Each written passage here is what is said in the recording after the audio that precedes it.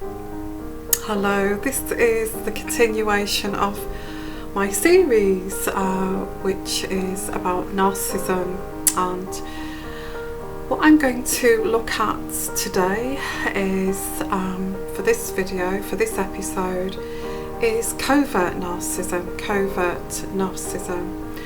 And so what I'm going to do is put my glasses on and we'll dive in kind of deep with this. Okay, now the aims of a covert narcissist, and we have to remember this right from the get-go, the aims of a covert narcissist is to break you down. That is the aim of a covert narcissist. Why do they, I can hear you saying, well, why would they want to break you down? Because they are broken. They are broken themselves inside. So they want to inflict the same onto you. What they have been through in their lives, all the bad experiences. And as I said before, it's all kind of pushed down. All these emotions are pushed down, and they're unable to feel love. They're unable to feel love like a normal, healthy person, okay, because of their childhood, because maybe they were brought up with narcissists, covert narcissists, who were very sweet and nice on the face, but did quite horrific deeds, okay, which could be child abuse, anything like that. So they maybe was brought up by parents who were very sweet and lovely and on the surface, but did some horrific, like I said, things to that child.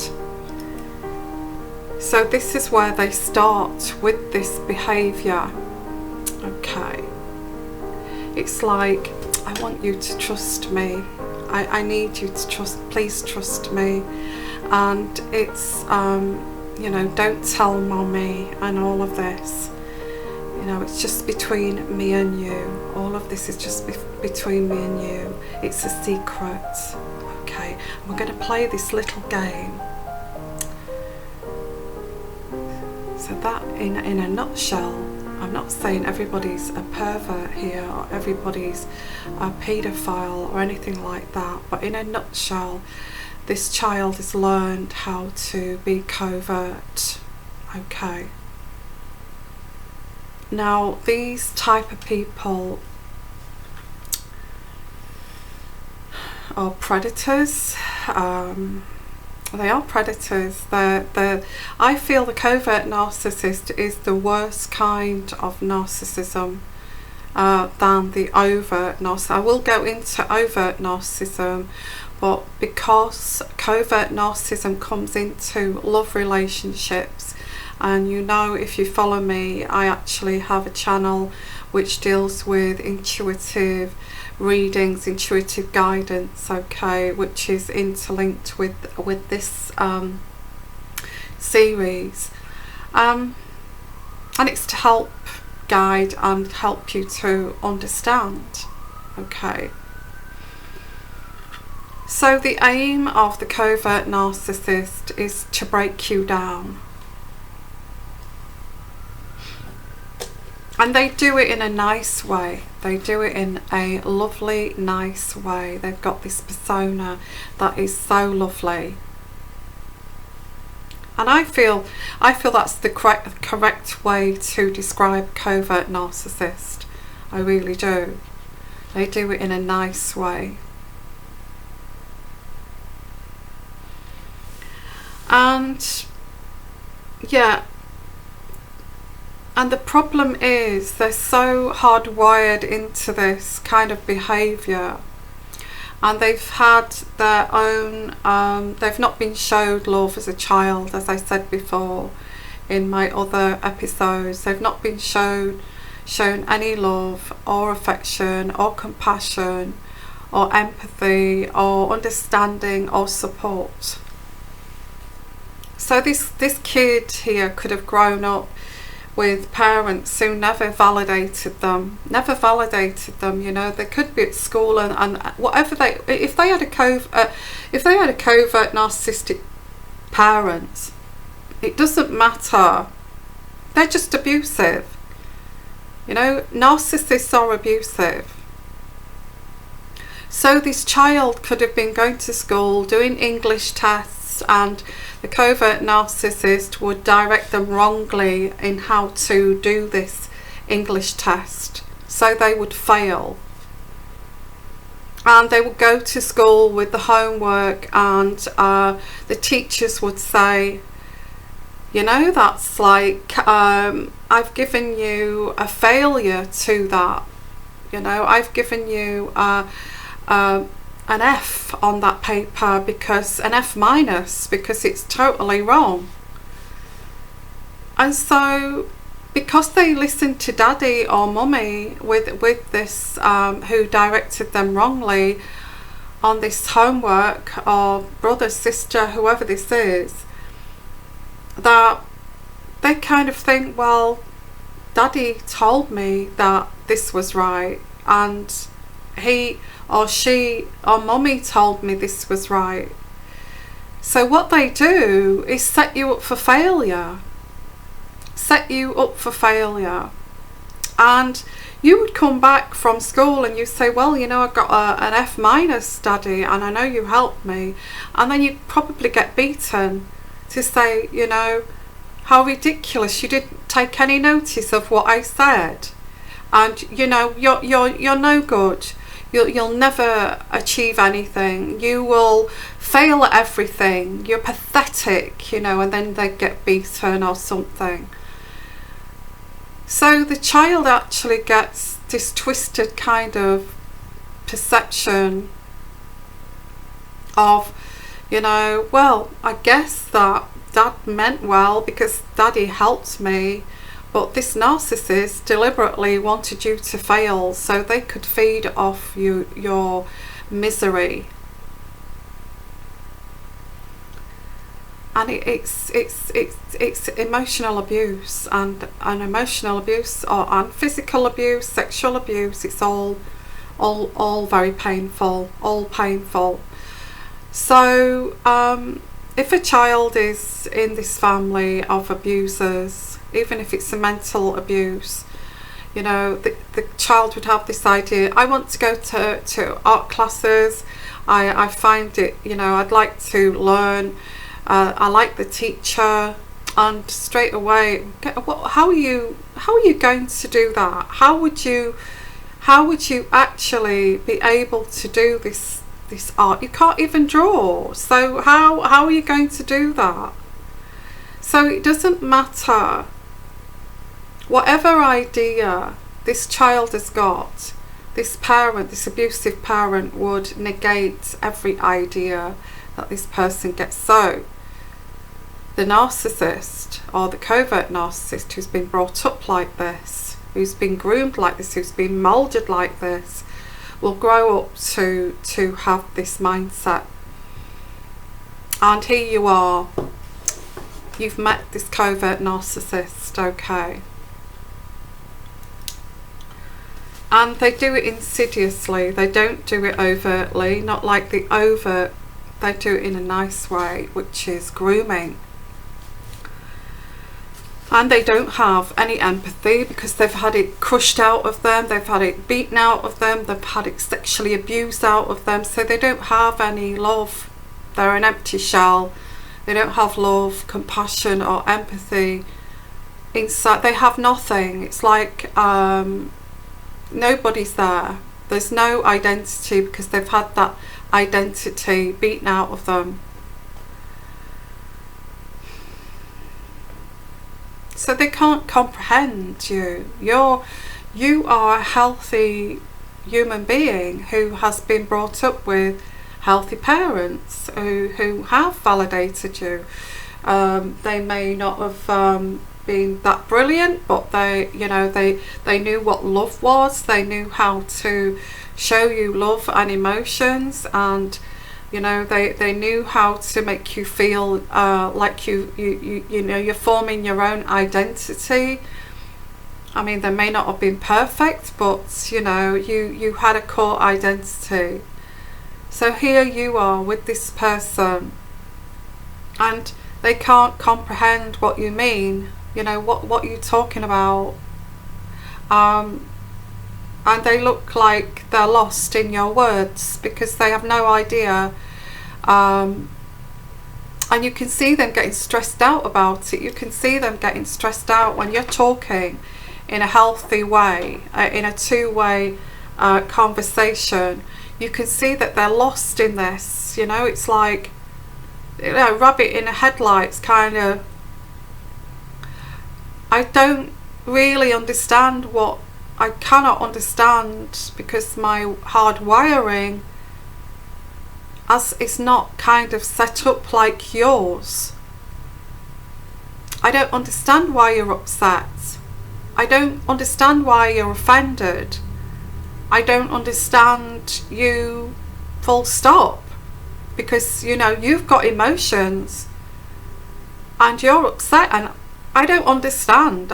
You know, you get these guys that say, gosh, she gets upset, she starts screaming. I don't understand why she's like that, so I just walk out. I would say that's a narcissist who cannot understand or comprehend somebody else's emotions or hurt. How can they have an open dialogue if they don't understand? So, okay, the covert narcissist has no empathy, no compassion. They've had it beaten out of them as a child, okay? And all they know what to do here is to mimic and pretend, watching, like I said before, watching them, those love movies, you know, Notting Hill and all of that, and watching their expressions, and they mimic those, okay? And they mimic and pretend to be empathic. And you can see they're fantastic actors. It's really, really sad, because they can see everybody else is doing this, so I should be doing this. I should be crying at movies. I should show that I've got some kind of emotion here, because I don't feel it. I don't feel what's happening in this movie. So I have to pretend. I have to mimic this and start to cry. And obviously, as a new partner, you look at this covert narcissist and you're going, oh, you're so sensitive. Oh, you're so empathic. How lovely. So you're duped. You know, you're duped into thinking this.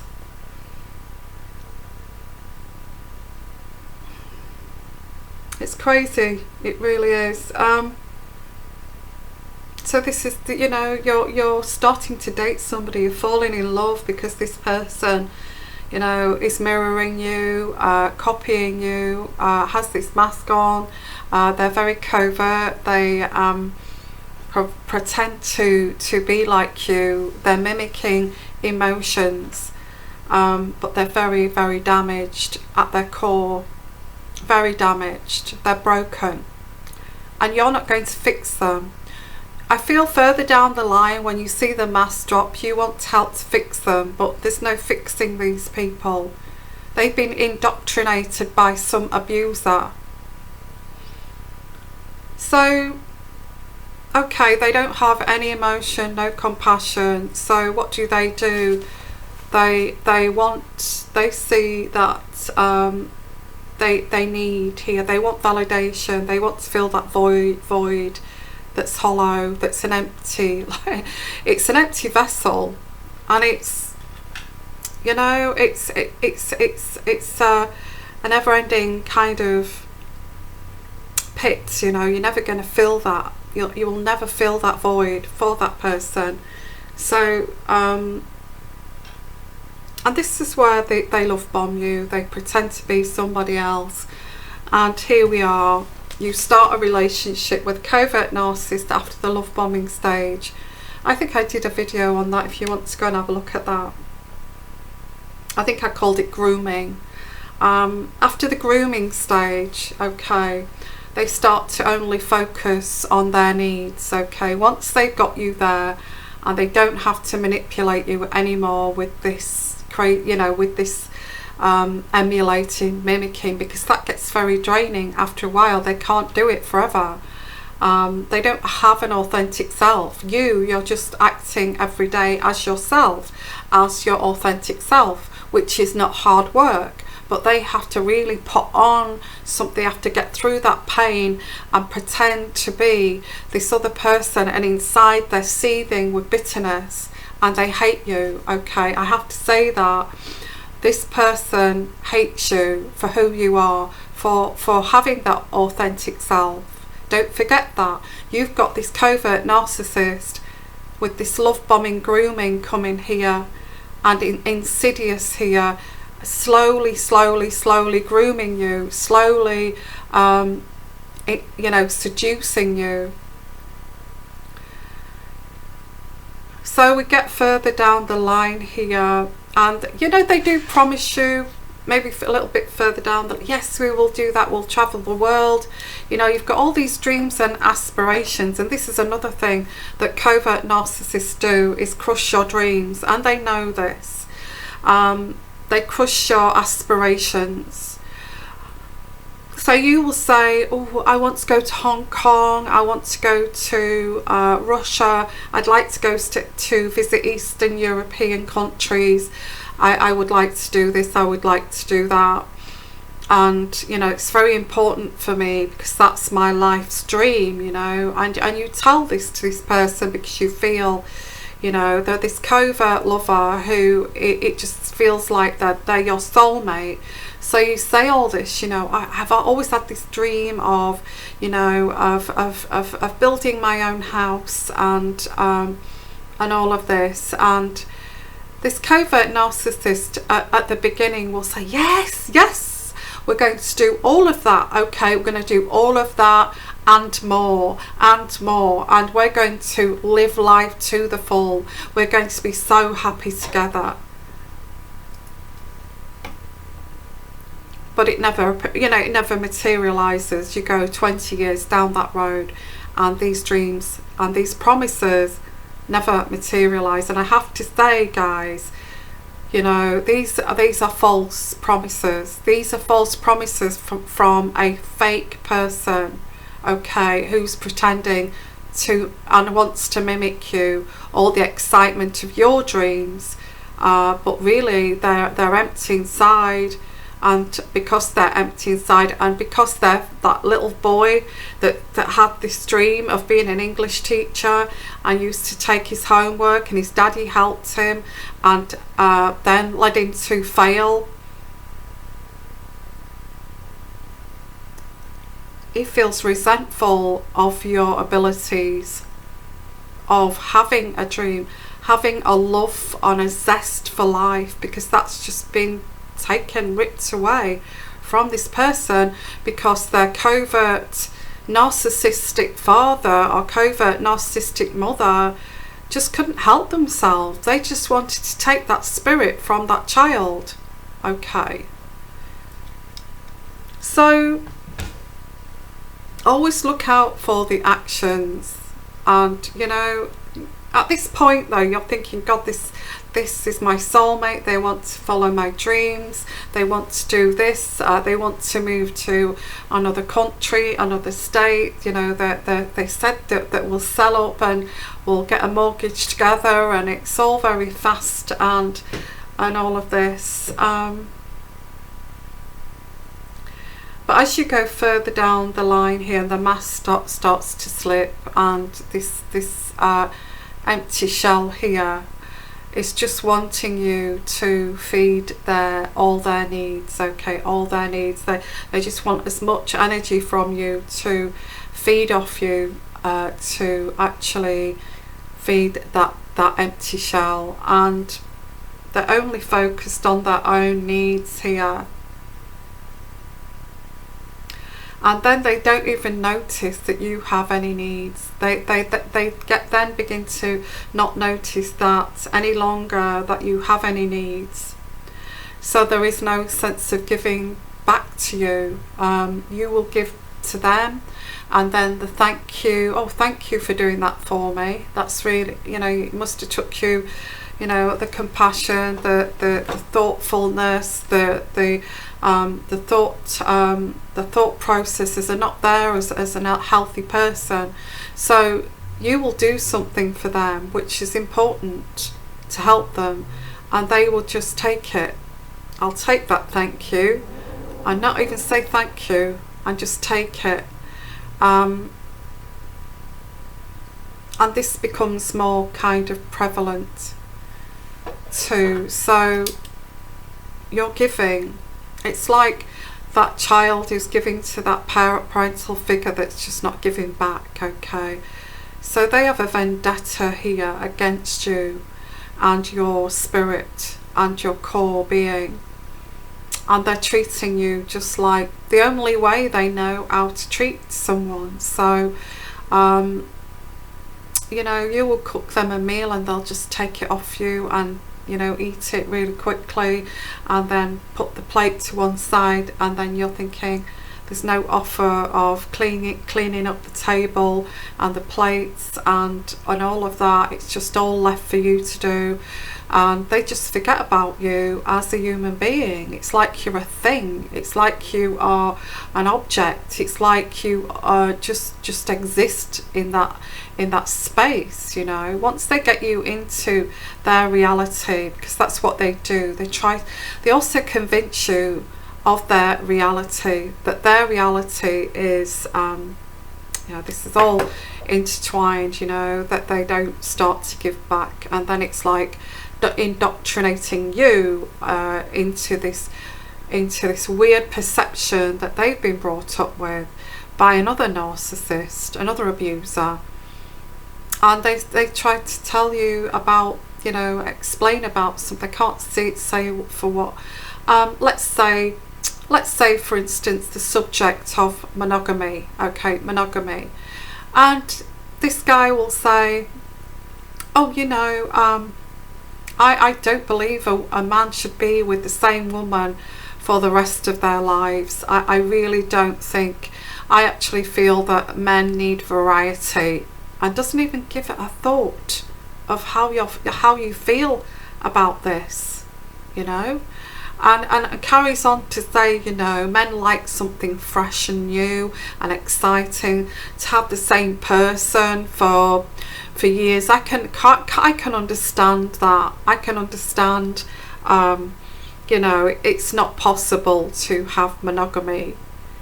And you're stood there, and they have no conception or perception of the way you may feel about that.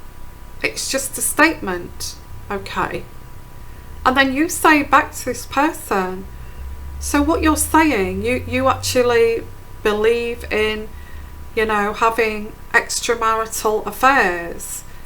You think that's okay? Is that your view? Because that's not my view. And if I remember rightly, going back to when we first started to date, you said that you were well into monogamy, but now you're saying, well, that's my take on it. I don't feel, and then it's like talking about boundaries, you know. I think it's good that people have multiple partners, and I think it's good that, you know, to have that trust of you know, all things that are crossing boundaries. And obviously you're a person who's been brought up with morals, with virtues, and you are a person that's actually a very kind of you know, you have your boundaries. You have your boundaries, and what they're trying to do is entice you into not having boundaries and into their crazy, into their reality, which is not a reality. It's all fantasy. That's their reality. Crossing boundaries, sleeping with the next door's wife. That's okay. I don't get where you're coming from. And not only that, these kind of things start to happen in this relationship. This is their reality. And I did post something about the mistress and the secondary supply. So at this point, you are the primary source. Yes, and the story goes on with covert narcissists here. They stop giving, and then you start to, you know, feed this bottomless pit that kind of does not give back, and has these weird kind of perceptions and ideas. If you don't agree with them, if you don't agree with that idea, or if you don't agree with that opinion, you're not allowed to disagree. By the way, you're not allowed to disagree. Once the mask is slipped and they're into trying to bring you into their reality, you're not allowed to have any emotion. You're not allowed, because remember, they don't have emotion, they don't have love, they don't have compassion or empathy. So they're trying to pull you into that reality. You know, why should we take pity on why should we take pity on that person? Why should we feel sorry for that person? And you're kind of scratching your head thinking, oh, you know, this is not how I think. I don't think like that. I don't know, I don't agree with you. And that's when you get this narcissistic injury and narcissistic rage. This person will, because you're disagreeing with them, it goes right back to that time when daddy got the belt out, and or mummy you know, disagreed with everything that they said, and nothing they say is right, and they just see it like this. They've got a screwed up perception. If you don't agree with anything I say, do you? And it's like, no, I'm just trying to discuss this with you on a two-way communication of you know, isn't that normal to have a two-way communication?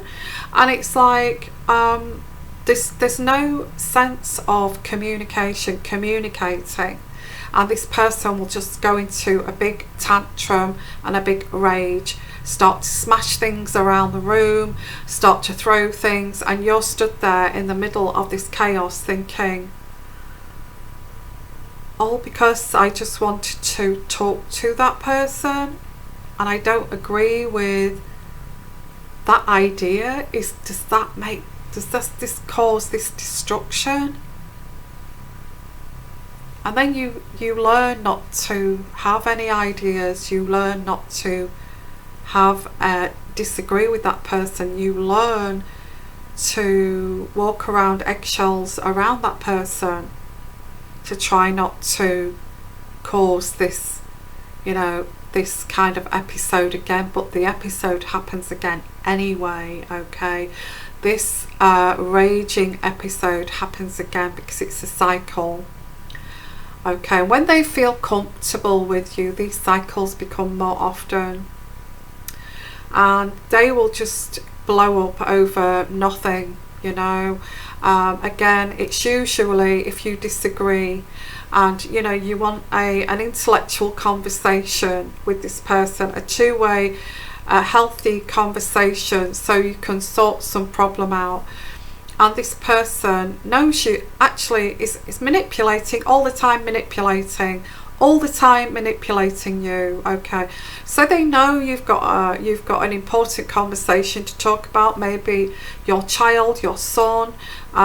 We need to talk about this, we need to talk. And this person knows, and this is where the manipulation starts. They think to themselves, oh, this is an opportunity to have a rage, okay, and put this person in their place. This is crazy, it's twisted, it's crazy, and it's unhealthy. So you want to have this conversation, and you sit down and you say, you know, I really didn't agree with what you said, and I felt that was very, very hurtful. But don't forget, this person doesn't have a clue about emotions and how they're hurting people, how they're chipping away at their confidence, how they put people down, quite gradually put people down insidiously. And that obviously, if you're put down constantly, insidiously, that causes depression. You know, how are you going to do that? How are you going to do this? It's abuse, pure abuse. So eventually you start to believe that I'm not going to be able to do anything. I am not going to be able to follow my dreams in this relationship. My son is not going to be able to follow their dreams in this relationship. We are trapped in these four walls here of this prison with this covert narcissist who does not know how to feel or love. So going on to, yeah, it's all about them after this point. It's self-absorption. Self-absorption. Okay, so yeah, these are these weird people or weird guys that stand at school gates and watch other children play because they never had that kind of lovely playful childhood. These are these kind of weirdos. It's very sad. It is sad, but then we've got to, you know, we've got to protect ourselves from these people. So I'm just going to just continue with this, and it's like there's the drama. Okay, the drama, you know, you can't have an opinion if you do. If you complain about something, you know, I didn't like the way you spoke to that female in that manner, not while I was with you. Now that is a deal breaker for me. You need to stop to do that. You know, when a covert narcissist sees you complaining like that about their behaviour, because they are setting up secondary supply, those people actually feed them. Let's not forget their reactions, their responses feeds them. And what you're doing is complaining and trying to stop this, and they need this to survive. Okay, so you're stood there saying, I don't like the way you spoke to that person, and it made me look, you know, it was putting me down in front of, I didn't like the way you put me down in front of that person. I didn't like the way you talk about me, slander me behind my back, because that's another thing that narcissists do. I don't like that. Why do you do that? Why I don't want you to do that anymore. Stop that, please. That is a deal breaker for me. And at this point, you will get shut down. You know, your opinions, your complaints will get shut right down, and that'll be shut right down by aggression, tantrums, and because when they look at you, they can see you just complaining. You know, they don't feel that emotion, that pain that you feel inside of, you know, I could have screamed when you said that to that person, and I was so ashamed. You know, they don't feel that shame. They don't feel that pain that you felt. They don't feel that shame when he goes off and he's touching somebody else's backside, you know, or something like that, and you're stood right next to him and you're thinking, where did that come from? And you're kind of saying, can you stop that? That's a deal breaker. Why did you do that? You know, tell me why you did that. I want an explanation. Whenever you want an explanation, this covert narcissist will look at you and just see you, not hear the words, not hear the emotion, not hear the pain, just hearing you complain. You know, like just complaining, and it's like mummy or daddy telling them that they're not good enough, they can't do anything right, how dare you stupid child. So that's what they see this as, and this can escalate. Actually, it can escalate into violence, it can escalate into rages, tantrums, throwing furniture, as I said before, and you're stood there thinking, I cannot complain about anything. I cannot pull this person up for their BS. You know, this person, you know, shuts me down every time. So you know. And I get here, then you start to think, what am I doing here? What am I doing in this situation where I have none of my needs met, and this person is just take. Now, the reason for these rages, okay, the reason, you know, you're complaining and this person goes ballistic, you know, I mean ballistic, you know, it's like a nuclear missile explosion, and you're kind of, you know, stood there in fear, wondering what this person will do. What they're doing is, every time you make even a slight complaint, they're trying to break you. They're trying to break your spirit. They're trying to, you know, every kind of complaint or every kind of, you know, boundaries that you have, they're trying to break that boundary. They're trying to bust that boundary. They're trying to break you down. And it works. It works. They do. They use force. They use dominance. They use manipulation. And you feel frightened, and you may be shaking because of this person shouting and bawling at you, yeah, and it's aggression, and it's a guy doing this to you, or it could be a female if you're a guy, and it's scary. It's scary for somebody who's got a normal, you know, a healthy kind of way of thinking. And so, you know, this is, they do this to try to control you.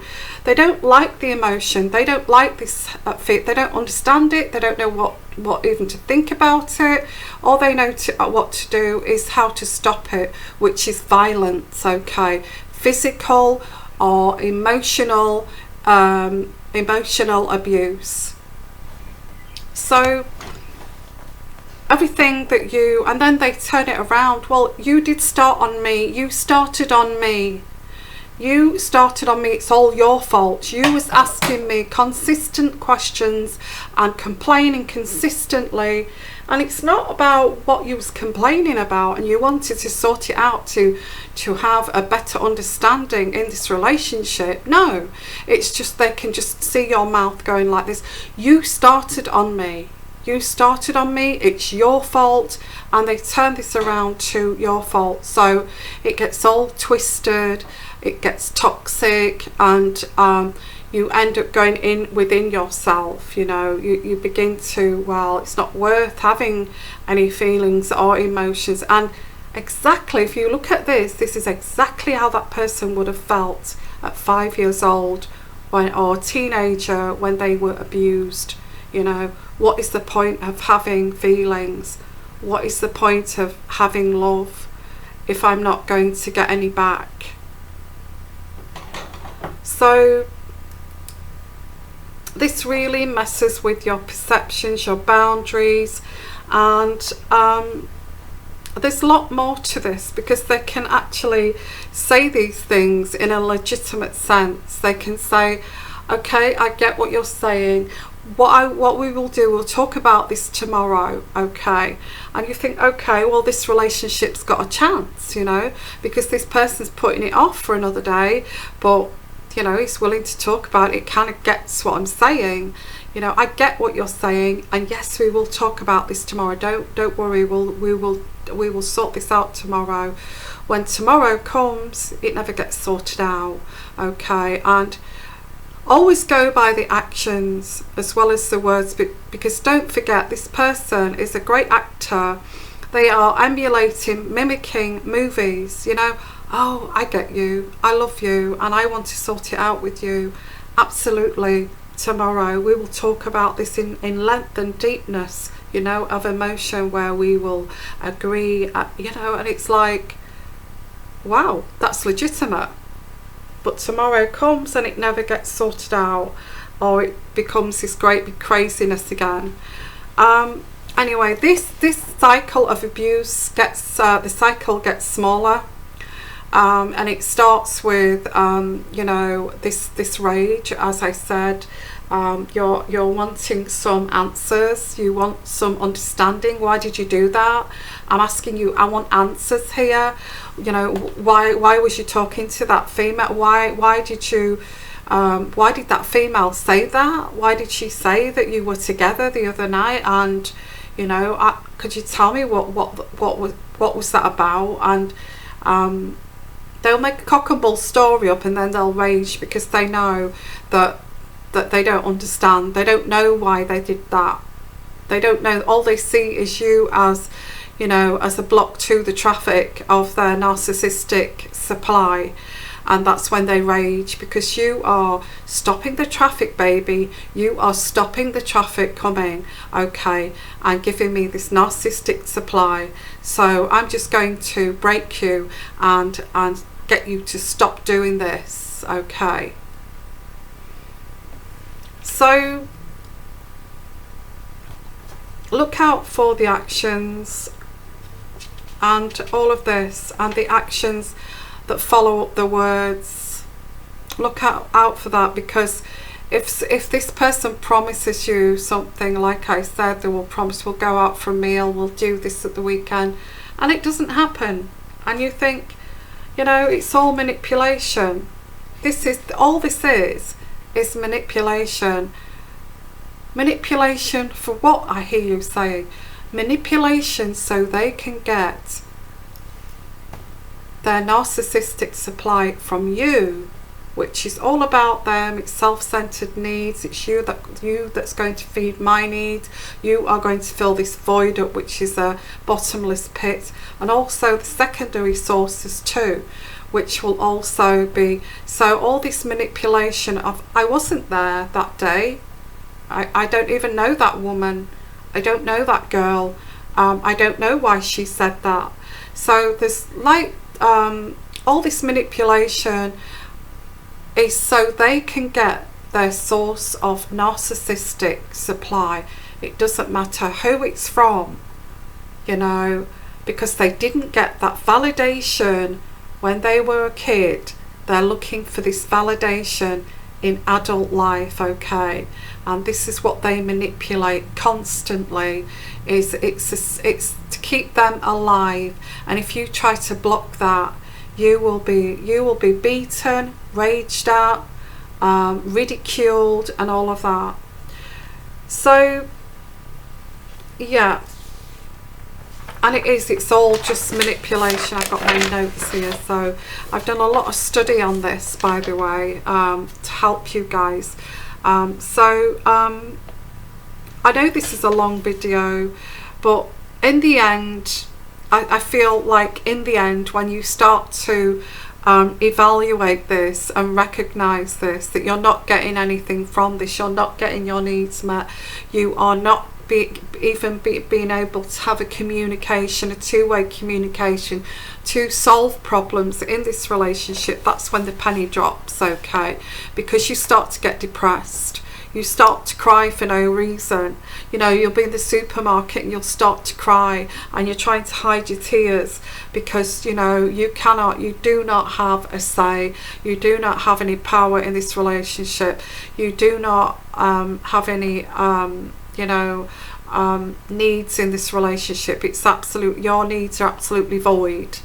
Your wants, your dreams don't exist anymore in this relationship.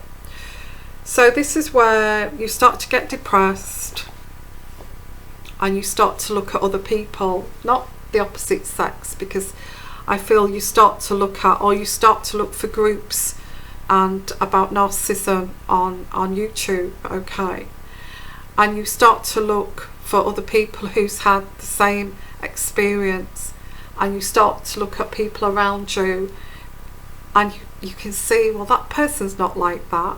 That person's not like, I actually like the way that person is talking.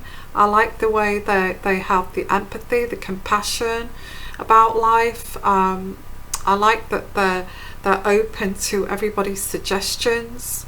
So you start to see this around you, and you think, well, what I've got there is not normal, because that is normal. People expressing, you know, from the heart.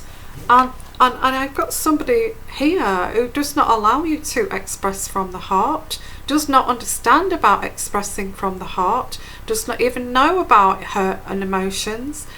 And yet these other people you're getting to know who do have compassion, who do have, who do have their own thoughts and wishes and dreams, and people are championing those dreams, you start to realise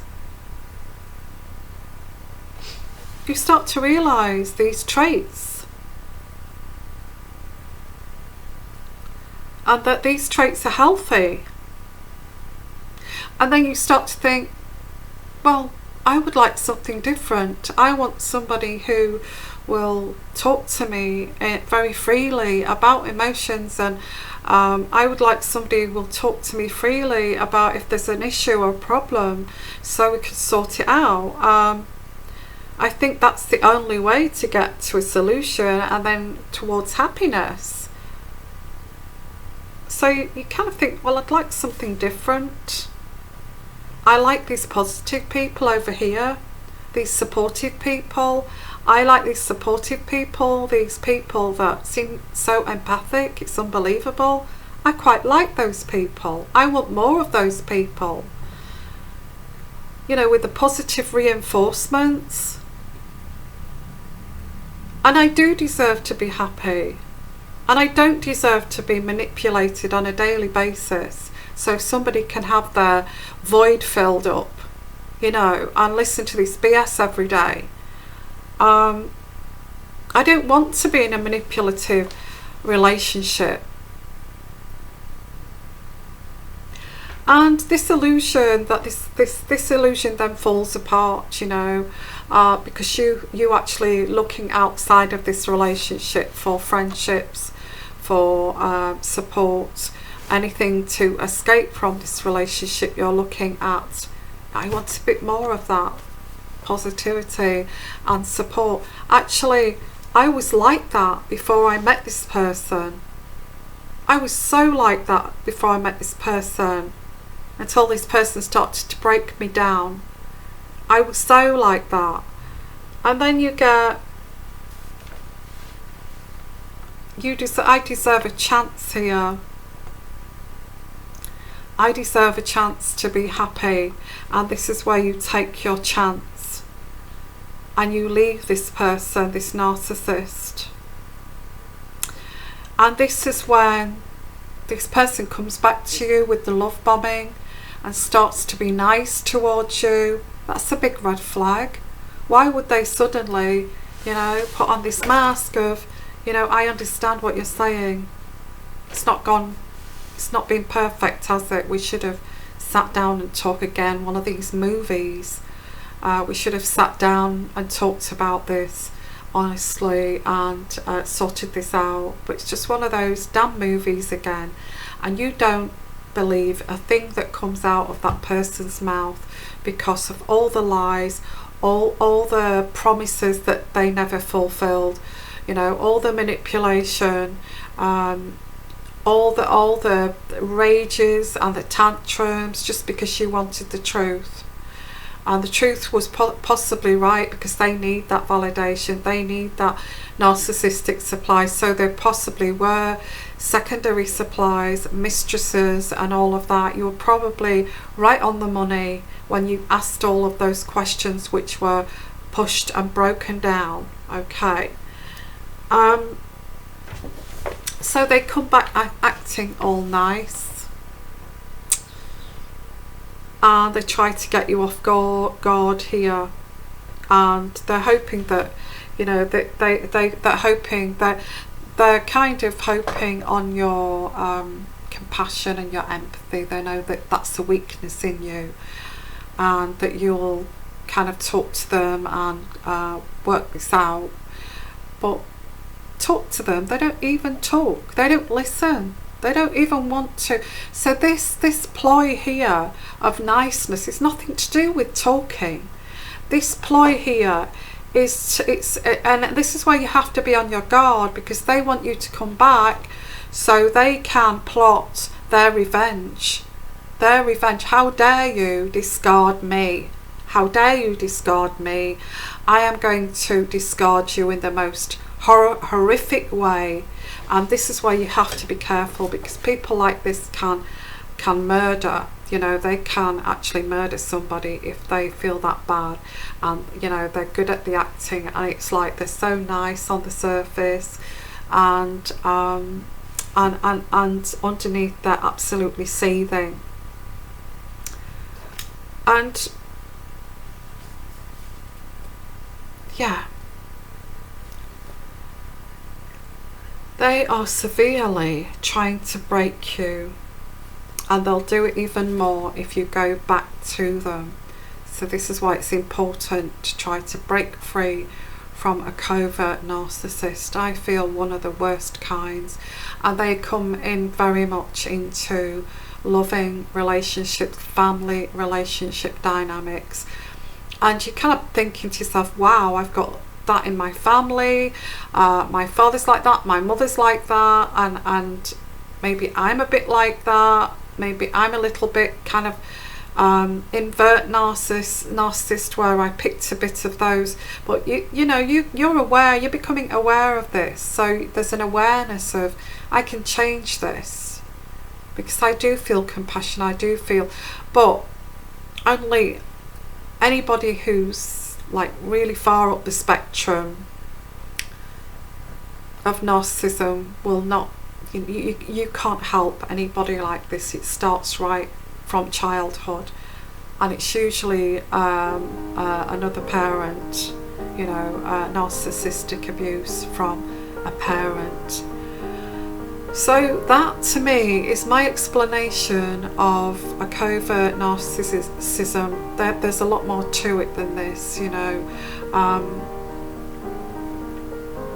and just to be aware, you know, aware that these people are just trying to destroy you, because they don't love you. They don't love you. They don't have compassion for you. They actually hate you for who you are, and they just want to destroy you. And that's my take on that. So I will be doing more episodes. Please look out for them, okay? I'll probably do some more now next week, because I think I've done about 4 now this week, which has covered quite an area of narcissism. It's not really touched on the edges of it though. There's a lot more to it than this, okay? So keep an eye out for my next episode. I think I will explain narcissistic rage and the abusive cycle next time, okay? And if you'd like to come to me for any advice or anything, any coaching, my email is in the description box at the bottom. If not, please like, share, subscribe to my channel, and make comments down below. Very important to share in this community, to help each other. Very important to make that comment down below there, okay? So sending you lots of love, lots of blessings, and you take care. Bye bye.